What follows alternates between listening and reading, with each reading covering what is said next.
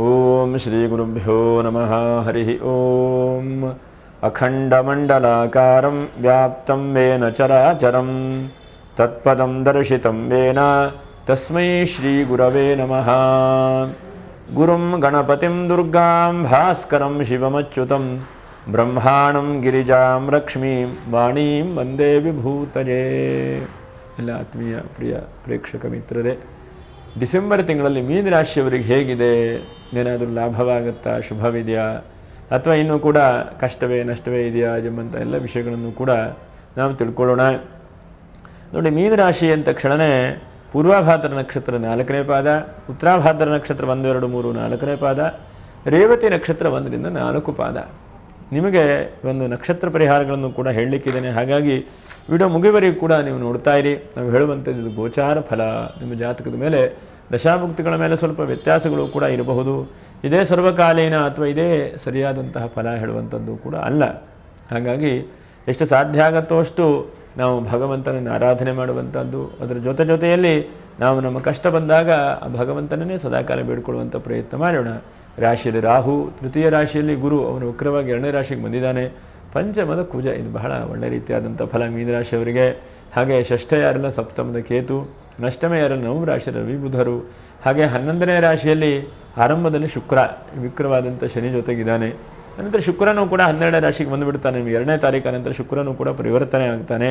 ನೋಡಿ, ಡಿಸೆಂಬರ್ ತಿಂಗಳಲ್ಲಿ 1ನೇ ತಾರೀಕು ಅಮಾವಾಸ್ಯೆ, ಹಾಗೆ 2ನೇ ತಾರೀಕಿಗೆ ಪಾಡ್ಯ ಇದೆ. ಹಾಗೆ 4ನೇ ತಾರೀಕಿಗೆ ವಿಶೇಷವಾಗಿ 4ನೇ ತಾರೀಕು ತೃತೀಯ ಪೂರ್ವಾಷಾಢ ನಕ್ಷತ್ರ, 7ನೇ ತಾರೀಕಿಗೆ ಸ್ಕಂದ ಷಷ್ಠಿ, 11ಕ್ಕೆ ಗೀತಾ ಜಯಂತಿ ಇದೆ ನೋಡಿ. ಹಾಗೆ ಇನ್ನು 13ನೇ ತಾರೀಕಿಗೆ ಶಿವದೀಪೋತ್ಸವ, ಹನುಮದ್ ವ್ರತ, 14ಕ್ಕೆ ದತ್ತಾತ್ರೇಯ ಜಯಂತಿ, 15ಕ್ಕೆ ವಿಷ್ಣು ದೀಪೋತ್ಸವ, 16ಕ್ಕೆ ಪುಣ್ಯಕಾಲ, ಸಂಕ್ರಾಂತಿಯು ಕೂಡ ಬರುತ್ತೆ. ಧನುರ್ಮಾಸ 16ನೇ ತಾರೀಕಿಂದ ಆರಂಭವಾಗ್ತದೆ. ಅನಂತರ 18ನೇ ತಾರೀಕು ಸಂಕಷ್ಟದ ಚತುರ್ಥಿ, 23ಕ್ಕೆ ಕಾಲ ಭೈರವಾಷ್ಟಮಿ, 28ಕ್ಕೆ ಶನಿ ಪ್ರದೋಷ, ಹಾಗೆ 30ನೇ ತಾರೀಕಿಗೆ ಎಳ್ಳ ಅಮಾವಾಸ್ಯೆ ಮತ್ತು ಕೇತು ಜಯಂತಿ ಅಂತಿದೆ. ಹಾಗಾಗಿ ನೋಡಿ ಏನೇನಪ್ಪ ಶುಭವಾಗತ್ತಾ. ಯಾಕಂದರೆ ಮೀನರಾಶಿಯವರು ಹೇಗಾಗಿದೆ ಅಂತಂದರೆ ಸ್ವಲ್ಪ ಚಿಂತೆ ಟೆನ್ಷನ್ಗಳೆಲ್ಲ ಆಗ್ತಾ ಇದೆ. 7.5 ಶನಿ ಎಲ್ಲ ಬೇರೆ ಆರಂಭ ಆಗಿದೆ. ಏನಪ್ಪ ತೊಂದರೆಗಳು ಅಂಥೇಳಿ ಯೋಚನೆ ಮಾಡ್ತಾ ಇರ್ತೀರಿ ನೀವು ಅಲ್ವಾ. ಏನೋ ತೊಂದರೆಗಳು ಬರ್ತಾ ಇರ್ತದೆ. ಹಾಗೆ ಒಳ್ಳೆಯ ಸಮಯವೂ ಕೂಡ ಬರುತ್ತೆ. ಎಲ್ಲ ಕಾಲದ ಅಧೀನ ಅಲ್ವಾ. ಹಾಗಾಗಿ ಕಾಲಾಯ ತಸ್ಮೈ ನಮಃ ಅಂಥೇಳಿ ಕಾಲದ ಮೊರೆ ಹೋಗಬೇಕು. ನಮ್ಮ ಕೆಲಸಗಳನ್ನು ನಾವು ಮಾಡ್ತಾ ಇರಬೇಕು. ನಾವು ಭಗವಂತನ ಮೇಲೆ ಬೇರೆ ಹಾಕ್ತಾ ಮರಳಿ ಯತ್ನವನ್ನು ಮಾಡುವಂತಹದ್ದನ್ನು ಮಾಡ್ತಾ ಇರಬೇಕು. ಯಾಕಂದರೆ ಯಾವುದೂ ಆಗಲ್ಲ, ಯಾವುದೂ ಸಿಗಲ್ಲ, ಯಾವುದು ಹೀಗೆ ಹೇಳುವಂಥ ತೀರ್ಮಾನ ಯಾರಿಂದೂ ಮಾಡಲಿಕ್ಕಾಗೋದಿಲ್ಲ. ಮತ್ತು ನಾನು ಹೇಳುವಂಥದ್ದು ಗೋಚಾರ ಫಲ ಹೇಳುವಂಥದ್ದು ನಿಮ್ಮ ಗಮನದಲ್ಲಿ ಇರಲಿ. ನೋಡೋಣ ಏನೇನು ಶುಭ ಫಲಗಳು ಎಂಬುದನ್ನು ಕೂಡ ನಾವು ಗಮನಿಸೋಣ. 1ನೇದಾದಂಥ ಶುಭ ಫಲಗಳು, ಗುರು ವಕ್ರವಾಗಿ 2ನೇ ರಾಶಿಯಲ್ಲಿದ್ದಾನೆ. ಇದು ಬಹಳ ಒಳ್ಳೆಯದಾದಂಥದ್ದೇ. ನಮ್ಮ ಒಂದು ಹಂತಕ್ಕೆ ಯಾರ್ಯಾರು ಮಾತಿನ ಶಕ್ತಿಯಿಂದ ಕೆಲಸಗಳನ್ನು ಮಾಡ್ತಾ ಇದ್ದರೂ ಹೋದರೆ ಅವರಿಗೆ ಒಳ್ಳೆಯದಾದಂಥದ್ದು. ಕಾನೂನಿನ ಚೌಕಟ್ಟಲ್ಲಿ ಕೆಲಸ ಮಾಡ್ತಾ ಇದ್ದರೂ ಅವರಿಗೂ ಕೂಡ ಶುಭವಾದಂಥ ಫಲಗಳು, ಅವಕಾಶಗಳು ಕೂಡ ಸಿಗುವಂಥ ಚಾನ್ಸಸ್ಸು ಕೂಡ ಇದೆ. ಹಾಗೆ ಅನಂತರದಲ್ಲಿ ನೋಡಿ ಪಂಚಮದ ಕುಜ, ಭೂಮಿ ವ್ಯಾಪಾರ ವ್ಯವಹಾರ ಮಾಡೋರಿಗೆ ಬಹಳ ಒಳ್ಳೆಯದಾದಂಥದ್ದು.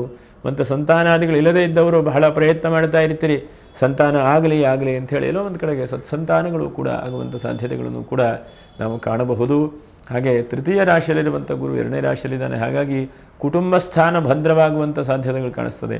ನಿಮ್ಮ ಕುಟುಂಬದಲ್ಲಿ ಏನೋ ಕಿರಿಕಿರಿ ಇದೆ, ಏನೋ ಸಮಸ್ಯೆಗಳಿದೆ, ಅದು ಭದ್ರವಾಗುವಂಥ ಸಾಧ್ಯತೆಗಳು ಕೂಡ ಕಾಣಿಸ್ತದೆ. ಮತ್ತು ಸ್ವಲ್ಪ ಕಂಠದಲ್ಲೋ ಶರೀರದಲ್ಲೋ ಕೆಲವೊಂದು ಭಾಗದಲ್ಲಿರುವಂಥ ತೊಂದರೆಗಳು, ಅನಾರೋಗ್ಯಗಳು ಸ್ವಲ್ಪ ದೂರ ಆಗುವಂಥದ್ದು. ಯಾವುದು ಸಣ್ಣ ಪುಟ್ಟ ಚಿಕಿತ್ಸೆ ಮಾಡ್ತೀರಿ, ಆ ಚಿಕಿತ್ಸೆಯಿಂದ ಫಲಕಾರಿಯಾಗ್ತದೆ. ಒಂದು ಒಳ್ಳೆ ರೀತಿಯಾದಂಥ ಫಲಗಳು ಕೂಡ ಸಿಗುವಂಥ ಚಾನ್ಸಸ್ ಇದೆ. ಮತ್ತು ರಾಹು ಪ್ರಯಾಣ ಯೋಗ ಕೊಡ್ತಾನೆ ಈ ತಿಂಗಳಲ್ಲಿ. ಇದಕ್ಕಿದ್ದಾಗೆ ಎಲ್ಲೋ ಒಂದು ಕಡೆ ಹೋಗಿಬಿಡ್ತೀರಿ, ಪ್ರಯಾಣ ಮಾಡಿಬಿಡ್ತೀರಿ. ಇದಕ್ಕಿದ್ದಾಗೆ ಏನೋ ಮನಸ್ಸಿಗೆ ಸಮಾಧಾನ, ಎಲ್ಲೋ ಒಂದು ಕಡೆ ಪ್ರಯಾಣ ಮಾಡಬೇಕು, ಎಲ್ಲೋ ಒಂದು ಕಡೆ ಹೋಗಬೇಕು ಹೇಳುವಂಥದ್ದು ಕೂಡ ನಿಮಗೆ ಕಾಣಿಸ್ತದೆ.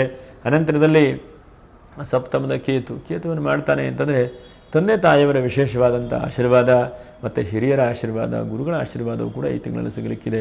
ಎಷ್ಟೋ ಸಲ ನಾವು ಯೋಚನೆ ಮಾಡ್ತಾ ಇರ್ತೇವೆ, ಹಿರಿಯರ ಆಶೀರ್ವಾದವೇ ಇಲ್ಲ, ಹಿರಿಯ ಅನುಗ್ರಹವೇ ಸಿಗುವುದಿಲ್ಲ ನಮಗೆ, ನಾವೆಲ್ಲೋ ಒಂದು ಕಡೆ ಕೆಲಸ ಮಾಡ್ತಾ ಇರ್ತೇವೆ. ಆದರೆ ತಂದೆ ತಾಯಿಯವರ ಆಶೀರ್ವಾದ ಬಹಳ ಮುಖ್ಯವಾದಂಥದ್ದು. ಈ ತಿಂಗಳ ಸಿಗುವಂಥ ಚಾನ್ಸಸ್ಸು ಕೂಡ ಜಾಸ್ತಿ ಇದೆ ಅಂತೇಳಿ ಹೇಳ್ತಾನೆ. ಹಾಗೆ ಅನಂತರದಲ್ಲಿ ನೋಡಿ, ಬಹಳ ಮುಖ್ಯವಾಗಿ ಗಮನಿಸುವಂಥದ್ದು ಬುಧ ಮತ್ತು ರವಿ ಭಾಗ್ಯಸ್ಥಾನದಲ್ಲಿದ್ದಾರೆ. ಹಾಗಾಗಿ ಏನೋ ಒಂದು ಧನದ ಮೂಲ ಸಿಗುವಂಥ ಚಾನ್ಸಸ್ ಇದೆ. ಅಥವಾ ಏನಾದರೂ ಹಣ ನಿಮಗೆ ಯಾರು ಕೊಡಬೇಕು ಅಂತಂದರೆ ಹಣ ಬರುವಂಥ ಚಾನ್ಸಸ್ಸು ಕೂಡ ಇದೆ. ಹಣ ಅಲ್ಲಿ ಇಲ್ಲಿ ಒದ್ದಾಡ್ತಾ ಇದ್ದೀರಿ. ಯಾಕಂದರೆ ಎಷ್ಟೋ ಸಲ ಕೆಲಸ ಕಳ್ಕೊಂಡು ಪರದಾಡ್ತಾ ಇದ್ದೀರಿ. ಆದರೆ ಕೆಲಸ ಕಳ್ಕೊಂಡವರಿಗೂ ಕೂಡ ಎಲ್ಲ ಒಂದು ಕಡೆಗೆ ಹಣ ಬರುವಂಥದ್ದು. ದೊಡ್ಡ ಬಿಲ್ಡಿಂಗ್ ಕಟ್ಸಿಬಿಟ್ಟಿದ್ದೀರಿ ನೀವು, ಯಾರೋ ಬಾಡಿಗೆಗೆ ಬರ್ತಾ ಇಲ್ಲ. ಅಥವಾ ಜಾಗ ತೆಗೆದುಕೊಂಡಿದ್ದೀರಿ, ಯಾರು ಒಂದು ಶೆಡ್ ಹಾಕಿ ಒಂದು 3 ವರ್ಷ 5 ವರ್ಷ ಇದ್ದರೆ ಹೇಗೋ ಸಾಲ ಕಟ್ಕೊಂಡು ಹೋಗ್ತೇನೆ ಅಂತೇಳಿ ಉಸಿರು ಬಿಡ್ತಾ ಇದ್ದೀರಿ ನೀವು ಅಲ್ವಾ. ಮೀನರಾಶಿಯವರು ಹೇಗಾಗಿದೆ ಕೇಳಿದ್ರೆ, ಬಂದರೆ ಸಾಕಪ್ಪ ಅಂದ್ಕೊಳ್ತಾ ಇದ್ದೀರಿ. ಮೇಲೆ ಕೆಳಗೆ ಓಡಾಡ್ತಾ ಇದ್ದೀನಿ, ಲಿಫ್ಟೇ ಯಾಕೋ ಹಾಳಾಗಿಬಿಟ್ಟಿದೆ, ಬಂದು ರಿಪೇರಿ ಮಾಡಿದ್ರೆ ಸಾಕು ಅಂದ್ಕೊಳ್ತಾ ಇದ್ದೀರಿ ನೀವು ಅಲ್ವಾ. ಆದರೆ ಆ ಸಮಯವು ಕೂಡ ಬರ್ತದೆ, ಈ ತಿಂಗಳಲ್ಲಿ ಬಂದಿದೆ ಅಂತೇಳಿ ಹೇಳಬೇಕು ನಾನು. ಹಾಗೆ ಅನಂತರದಲ್ಲಿ ಕೆಲವೊಂದು ಸಲ ನಿಮ್ಮ ಮನಸ್ಸೇ ಶತ್ರು ಆಗುವಂಥ ಸಾಧ್ಯತೆಗಳಿದೆ.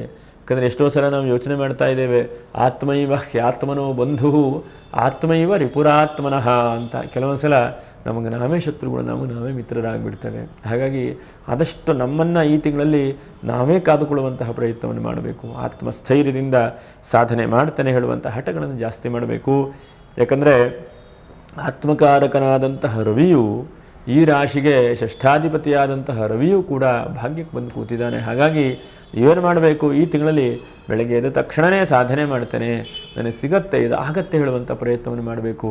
ಎಷ್ಟೋ ಸಲ ಅದೇನೂ ಪ್ರಾರ್ಥನೆಯೇ ಮಾಡೋದಿಲ್ಲ, ಬೆಳಗ್ಗೆ ಎದ್ದ ತಕ್ಷಣ ಇದು ಕೆಲಸ ಆಗೋದಿಲ್ಲ ಅಂಥೇಳಿ ಇನ್ನೊಂದು 2 ತಾಸು ನಿದ್ರೆ ಮಾಡಬೇಡ ಅಂಥೇಳಿ ನಿದ್ರೆ ಮಾಡುವಂಥದ್ದು. ಹಾಗಾಗಿ ನೋಡಿ, 1 ಹಂತಕ್ಕೆ 7.5 ಶನಿ ಬಂದ ತಕ್ಷಣವೇ ಒಂದು 5-6 ಲಕ್ಷಣಗಳು ಕೂಡ ಕಾಣಿಸ್ಕೊಳ್ತಾ ಇದೆ. ಆಲ್ರೆಡಿ ನಿಮ್ಗೆ ಅನುಭವ ಆಗಿದೆ. ಒಂದನೇದು ಬಹಳ ನಿಧಾನವಾದಂತಹ ಒಂದು ಪರಿಸ್ಥಿತಿ.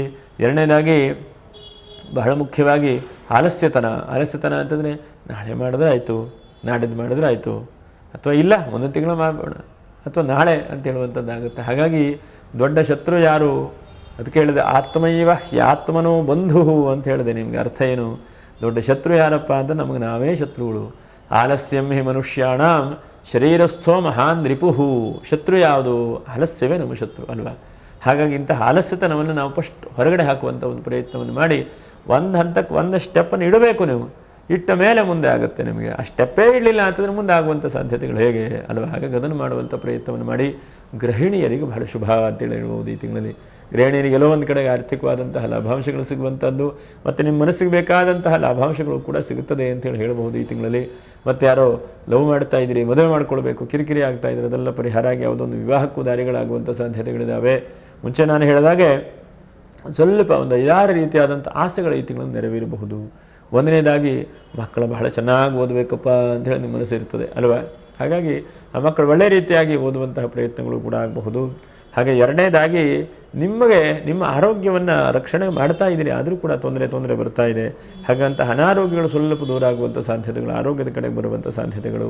ಇನ್ನು ಮೂರನೇದಾಗಿ ಎಷ್ಟೋ ಸಲ ಸಮಸ್ಯೆಗಳು ಬಹಳ ತಲೆಗೆ ಬರ್ತಾ ಇದೆ. ಆ ಸಮಸ್ಯೆಗಳು ಪರಿಹಾರ ಆಗಲಿಕ್ಕೆ ಬಹಳ ಮುಖ್ಯವಾದಂಥ ದಾರಿ ಯಾವುದಪ್ಪ ಅಂತಂದರೆ, ನೀವು ಫಸ್ಟ್ ಕೆಲಸಗಳನ್ನು ಈ ತಿಂಗಳಲ್ಲಿ ಆರಂಭ ಆಗಬೇಕು. ಅದಕ್ಕೂ ಪರಿಹಾರ, ಕೆಲಸ ಆರಂಭವೇ ಪರಿಹಾರ, ಮತ್ತು ಅದಕ್ಕೆ ಬೇರೆ ಪರಿಹಾರಗಳೇನೂ ಬೇಡ. ಎಷ್ಟೋ ಸಲ ನಾವು ಕೆಲಸವನ್ನೇ ಆರಂಭ ಮಾಡೋದಿಲ್ಲ, ಆವಾಗ ಪರಿಹಾರ ಏನು ಸಿಗ್ತದೆ? ನಾಳೆ ಹೇಳುವಂಥದ್ದು ಮುಂದೆ ಹೋಗಿಬಿಡುತ್ತೆ, ಬಿಟ್ಟರೆ ಆ ಸಮಯ ಕಳೆದು ಹೋಗಿಬಿಡುತ್ತೆ, ಬಿಟ್ಟರೆ ಕೆಲಸ ಆಗೋದಿಲ್ಲ. ಹಾಗಾಗಿ ಮುಂದಿನ ಸ್ಟೆಪ್ ಇಡುವಂಥದ್ದು. ನಾಲ್ಕನೇದಾಗಿ ಬಹಳ ಮುಖ್ಯವಾಗಿ ನಾವು ಗಮನಿಸುವಂತಹದ್ದು, ನಾವು ಎಲ್ಲ ಬೇಡದೇ ಇರುವಂತಹ ವಿಷಯಗಳನ್ನೇ ಚಿಂತನೆ ಮಾಡ್ತಾ ಇರ್ತೇವೆ. ಆದರೆ ನಾವು ಯಾವುದನ್ನು ಮಾಡಿದ್ರೆ ನಮಗೆ ಅನುಕೂಲ ಆಗುತ್ತೆ, ಯಾವುದನ್ನು ಸರಿಯಾಗಿ ಮಾಡಬೇಕು ಅಂಥೇಳಿ ನೋಡೋದೇ ಇಲ್ಲ. ಅದರ ಬಗ್ಗೆ ಸಮಸ್ಯೆಗಳ ಬಗ್ಗೆ ನಾವು ಗಮನಿಸೋದೇ ಇಲ್ಲ. ಹಾಗಾಗಿ ಇನ್ನೊಬ್ಬರ ಬಗ್ಗೆನೇ ಬಹಳ ಸಮಸ್ಯೆಗಳ ಬಗ್ಗೆ, ಇನ್ನೊಬ್ಬರ ಬಗ್ಗೆನೇ ಚಿಂತನೆ ಮಾಡ್ತಾ ಇರ್ತೇವೆ. ನಾವು ಯಾವ ರೀತಿಯಾಗಿ ಸರಿಯಾದಂಥ ದಾರಿಯಲ್ಲಿ ಹೋಗಬೇಕು ನೋಡುವುದಿಲ್ಲ. ಹಾಗಾಗಿ ಅದನ್ನು ನೋಡುವಂತಹ ಪ್ರಯತ್ನಗಳನ್ನು ಕೂಡ ಮಾಡಿ. ಒಂದು 5-6 ಬದಲಾವಣೆಗಳು ಏನಂತಂದರೆ, ಈ ತಿಂಗಳಲ್ಲಿ ಒಂದನೇದಾದಂತಹ ಬದಲಾವಣೆ ವಿಶೇಷವಾದಂಥ ಸ್ನೇಹಿತನ ಆಗಮನವಾಗ್ತದೆ. ಮತ್ತು ಪ್ರಾಣಿಗಳ ವಿಷಯದಲ್ಲಿ ಬಹಳ ಒಳ್ಳೆಯ ರೀತಿಯಾದಂಥ ಫಲಗಳು. ಯಾರ್ಯಾರು ಸಾಕು ಪ್ರಾಣಿಗಳನ್ನು ಸಾಕ್ತಾ ಇದ್ದೀರೋ ಅಂಥವರಿಗೆ ಬಹಳ ಶುಭವಾದಂಥದ್ದು. ಹಾಗೆ ಕೃಷಿಕರಿಗೂ ಕೂಡ ಈ ತಿಂಗಳು ಸ್ವಲ್ಪ ಲಾಭಾಂಶಗಳು ಸಿಗುತ್ತೆ. ಯಾಕಂದರೆ 7.5 ಶನಿ ನಡೀತಾ ಇದ್ದರೂ ಕೂಡ ಈ ಕಡೆ ಬುಧನೂ ಬಂದಿದ್ದಾನೆ. ಬುಧನನ್ನು ಸಸ್ಯರಾಜ ಅಂಥೇಳಿ ಕರೀತಾರೆ. ಹಾಗಾಗಿ ಸಸ್ಯ ಕ್ಷೇತ್ರದಲ್ಲಿ ಬಹಳ ಪ್ಲ್ಯಾಂಟೇಷನ್ ಮಾಡ್ತಾ ಇರುವಂಥವ್ರು, ಅಥವಾ ಹೂ ತೋಟ ಮಾಡ್ತಾ ಇರುವಂಥದ್ದು, ಚಿತ್ರಕಲೆ ಮಾಡ್ತಾ ಇರುವಂಥದ್ದು, ಇಂಥವರಿಗೆಲ್ಲ ಬಹಳ ಒಳ್ಳೆಯದು.